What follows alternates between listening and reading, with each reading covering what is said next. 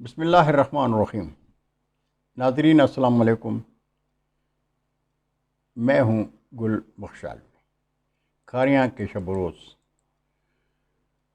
خان اسلم خان کا کام اسلم خان کام کی نسبت نام کی تشہیر کو زیادہ اہمیت دیتے ہیں۔ کھاریاں شہر میں جی ٹی روڈ کے اطراف میں سروس روڈ کے لیے تاجر برادری کے کاروبار سے بے پرواہ ہو کر کھدائی ہو گئی اور حسب سابق کام بند ہو گیا۔ سنا ہے کہ وابڈا اور محکمہ جنگلات سروس روڈ کی تعمیر میں رکاوٹ ہے۔ درخت اور بجلی کے پول اور ٹرانسفارمر ہٹانے کے لیے انہوں نے بہت بڑی رقم مانگ لی ہے۔ یہ بھی سنا ہے کہ محکمہ جنگلات نے 28 میل سروس روڈ کی تعمیر میں رکاوٹ درختوں کی کٹائی کے لیے رقم کا تقاضا کیا، حالانکہ سروس روڈ کی لمبائی کل 9 میل ہے۔ موجودہ صورتحال میں ظاہر ہے کہ جب تک وابڈا اور محکمہ جنگلات کو ادائیگی کا مسئلہ حل نہیں ہوگا تو کام بند رہے گا۔ کیا ہی بہتر ہوتا کہ سروس روڈ پر کام شروع کرنے سے پہلے خان محمد اسلم خان درپیش مسائل کا حل نکالتے اور پھر سروس روڈ پر کام شروع کرنے کے لیے افتتاح کرتے اور اخبارات میں اپنی تشہیر کا اپنا رانجھا راضی کر لیتے۔ سروس روڈ کے لیے جب کھدائی کا کام شروع ہوا تو کریڈٹ لینے میں ہر ادارہ اور سیاسی جماعتوں کے مقامی قائدین پیش تھے، لیکن اب جب کہ کام بند ہوا ہے تو سب کو چپ لگ گئی ہے۔ کوئی بھی نہیں کہتا کہ کام بند ہے تو کیوں۔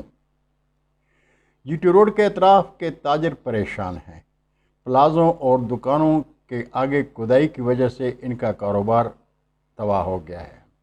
بقول بلاول زرداری کے بارشیں زیادہ ہوں تو پانی بھی زیادہ آتا ہے۔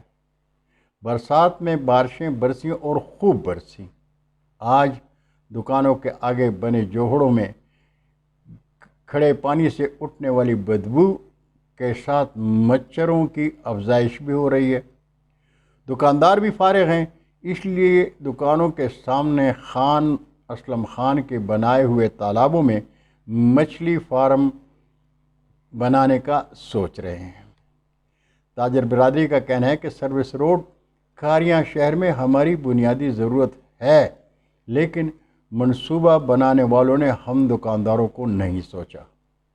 این ایچ اے کا کہنا ہے کہ سیالکوٹ راولپنڈی موٹر وے کو دیا جانے والا لنک روڈ کھاریاں شہر سے گزرے گا۔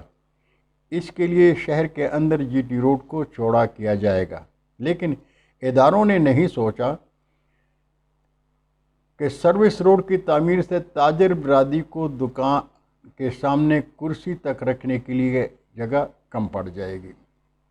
شہری سوچ رہے ہیں اگر موجودہ منصوبے کی تکمیل کے لیے ادارے این او سی جاری کر دیں اور محکمہ جنگلات درخت کاٹ دیں تو بجلی کے پول اور ٹرانسفارمر کہاں جائیں گے؟ جو پلازوں سے 2 فٹ آگے بننے والے سروس روڈ میں سب سے بڑی رکاوٹ ہے۔ اس صورتحال میں جی ٹی روڈ کے اطراف کے دکاندار اور پلازوں کے مالکان پریشان ہیں۔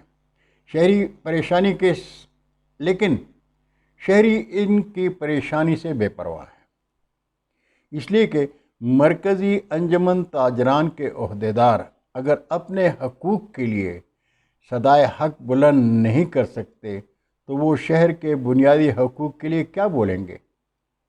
وہ تو سب ڈویژن کے سیاسی خاندانوں کے گیت گانے والے ہیں، وہ ان کو ناراض کیسے کر سکتے ہیں؟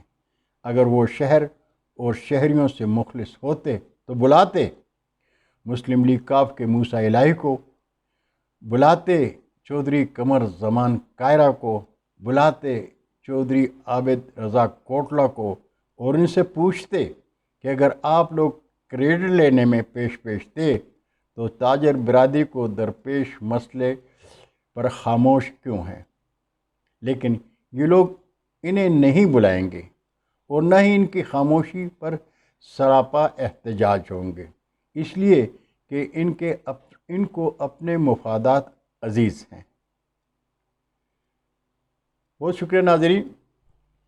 شہر ناپرساں کھاریاں کا درد آپ نے سنا۔